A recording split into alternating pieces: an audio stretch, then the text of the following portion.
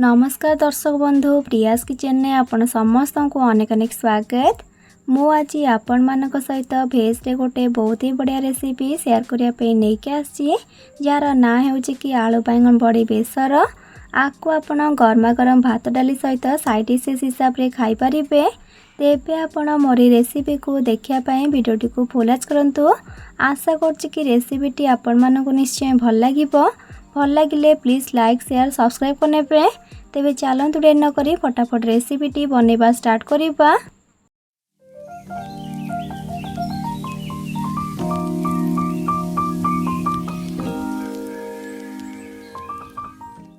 आलू बैंगन बड़ी बेसर तरकारी बनवाई प्रथम ये देखो मु गैस ऑन करके गोटे कड़े को बसैकी से दुई छोट चामच सोरिष तेल को दौची।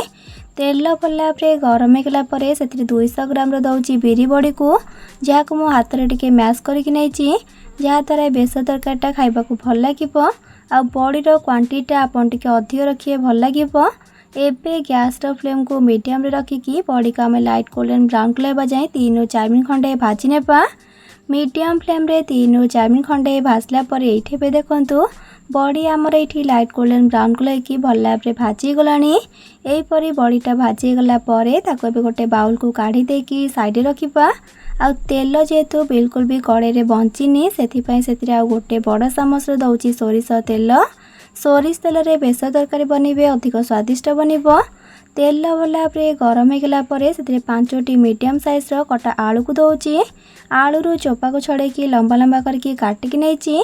एबे गैस फ्लेम को मीडियम टू हाई रे रखिकी या एपट सेपट करके 5 ରୁ 6 मिनट खंडे भल भाबरे भाजी नेबा। जेमती कि आलू हमर हल्का गोल्डन ब्राउन कलर की भाजी जीवो। आलू भाजिया भितरे बेसर तरकारी पई चलंतु गोटे मसला पेस्ट रेडी करनेबा। सेथिपई गोटे मिक्सिंग जार रे देबा गोटे मीडियम साइज रो कटा पियाज 15 ରୁ 17 कोल्हा रसुण आ गोटे बड़ चामच कला सोरिष आ 2 छोट चामच दौची गोटा जीरा आ 6टी दौची सुखला लंका आ 6टी दौची कंचा लंका। एबे से आवश्यक अनुसार किछि पानी को देकी याकू नेकी पूरा प्लेन करके पापर चिकन करके भल भाबरे बाटी कान देबा। एइठे एबे देखंतु तरकारी पई बेसर मसला हमर एबे पूरा रेडी गला। एबे याकू साइड रखिबा। आ एपटे देखंतु आलू को भाजी बार पाखापाखि एठी 5 ରୁ 6 मिनट हो गलानी। आ आलू भी देखंतु हल्का गोल्डन ब्राउन कलर की भाजी गलानी। एबे याकू अधिक न भाजिकी ताको गोटे बाउल को काढी देकी साइड रखिबा। आ तरकारी बनेबा प्रोसेस स्टार्ट करिबा। सेथिपई देखंतु तेल कम अच्छी आ सेथिरे 2 छोट चामच भलिया तेल को दौची। एबे गैस फ्लेम को लो कर देकी भल कलर पाई गोटे छोट चामच चीनी को पकेबा। चीनी टिके मेल्ट गला परे गोटे छोट चामच काश्मीरी लंका गुंड पकेबा। आउ गोटे छोट चामच हल्दी गुंड पकेबा। एबे याकू टिके खाली मिसेई नेबा। गैस फ्लेम को मीडियम किंबा हाई करिबेनी नले लंका गुंड हल्दी गुंड पोड़ी जिवो। याकू टिके मिसेई नेला परे एबे सेथिरे बाटिकी रखिथिबा मसला पेस्ट को ऐड करनेबा। आ मसला पेस्ट को देई सारिकी गैस फ्लेम को हाई करिबा। आ हाई फ्लेम रे मसला को मिक्स करके पाखापाखि 3 मिनट खंडे कषि नेबा। जेमती कि सोरिष मसलार कंचा बास्नाटा खाली चली जिवो। हाई फ्लेम रे पाखापाखि 3 मिनट खंडे कषला परे एइठे एबे देखंतु सोरिष मसलार कंचा बास्ना जाइकी मसला टिके हमर कषि गलानी। एई परी मसलार कंचा बास्नाटा चली गला परे सेथिरे एबे गोटे मीडियम साइज रो कटा टमाटो को पकेबा। आउ गोटे छोट चामच मसला गुंड पकेबा। एबे पुणी थरे सबको मिक्स करके मीडियम फ्लेम रे आउ 3 मिनट खंडे कषि नेबा। जेमती कि टमाटो आम टिके सॉफ्ट होकी मसला भी आउ टिके कषि जीवो। एई बैंगन बेसर तरकारी को घरे थरे डेफिनेटली बनांतु। देखिए समस्त याकू खाइबा को बहुत पसंद करिवे। मीडियम फ्लेम रे आउ 3 मिनट खंडे कषला परे एइठे पे देखि पारथिबे टमाटो आम टिके सॉफ्ट हो गलानी आ मसला भी आउ टिके कषि गलानी। एई परी मसलाटा टिके कषि गला परे सेथिरे बे भाजी रखिथिबा आलू सब को ऐड करनेबा। आ मिक्सिंग जार को धोइकी आधा कप भलिया पानी को दौची।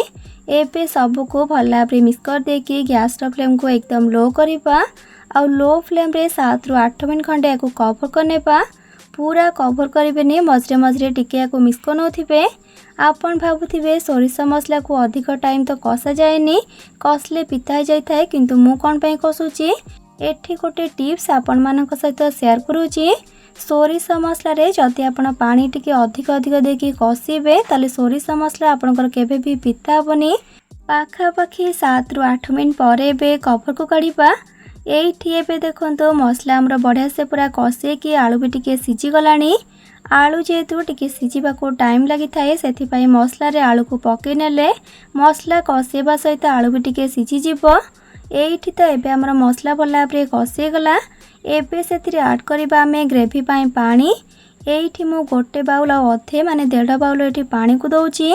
जेहेतु बड़ी को आम ऐड करवा से टिके अधिक पानी को देची कारण बड़ी ग्रेवी को सांगे सांग सोक नहीं थाए। पानी किंतु आपण निज हिसाब रे दे पारिबे जेतिकी तरकारी रे आपण ग्रेवी रखिया पई चाहुथिबे। या को भल भाबरे थरे मिक्स करनेबा आ तापरे सेथिरे स्वाद अनुसार लूण पकेबा। एबे पुणी थरे सब को टिके मिसै नेबा आ मिसै देके गैस फ्लेम को हाई करके ग्रेवीटा को भल भाबरे फुटिबा को छाड़िबा। हाई फ्लेम रे 3 ରୁ 4 मिनट खंडे फुटेला परे एइठे पे देखंतो ग्रेवीटी हमर बढ़िया से पूरा फुटिबा स्टार्ट हेलानी। एई परी ग्रेवीटी फुटी गला परे एबे सेथिरे 5टी मीडियम साइज रो कटा बाइंगन को दउची आ भाजी के रखिथिबा बड़ी को मध्य दे देबा। एबे सब को थरे खाली भल भाबरे मिक्स कर देकी गैस फ्लेम को लो टू मीडियम करबा आ या को कवर करनेबा पाखापाखि 15 मिनट पाई बा आलू बाइंगन भल भाबरे सिझिबा जाय को फुटै नेबा। ग्रेवी पाई पानी आपण ऐड कला परे जाइकी बाइंगन को ऐड करिवे नले बाइंगन कई थाई जिबा आ जेते भी सिझेबे बाइंगन हार्ड रहिबो। 15 मिनट परे बे कवर को काढ़िबा। एइठे बे देखंतु आलू बाइंगन सब पूरा बढ़िया से सिझी गलानी आ ग्रेवी पाई केते अधिक पानी देकी मध्य बड़ी केमती ग्रेवी को सोक नेला सेथि पाई अधिक टिके पानी आपण एथरे ऐड करिवे। एबे गैस रो फ्लेम को ऑफ करनेबा। एइठी हमर एबे प्रस्तुत होइगला सुपर डिलीशियस आलू बाइंगन बड़ी बेसर। तेबे आपण मोर रेसिपी को घरे थरे नियाती भाबरे बनेकी ट्राई करंतु आ बनेकी खाइसला परे किपर लागिला कमेंट सेक्शन में जणाय पई जमा भी भूलिबेनी। तेबे आज पई रहउची पुनी आसीबी नय रेसिपी नेकी से पर्यंत रहिली। Love you all. जय जगन्नाथ।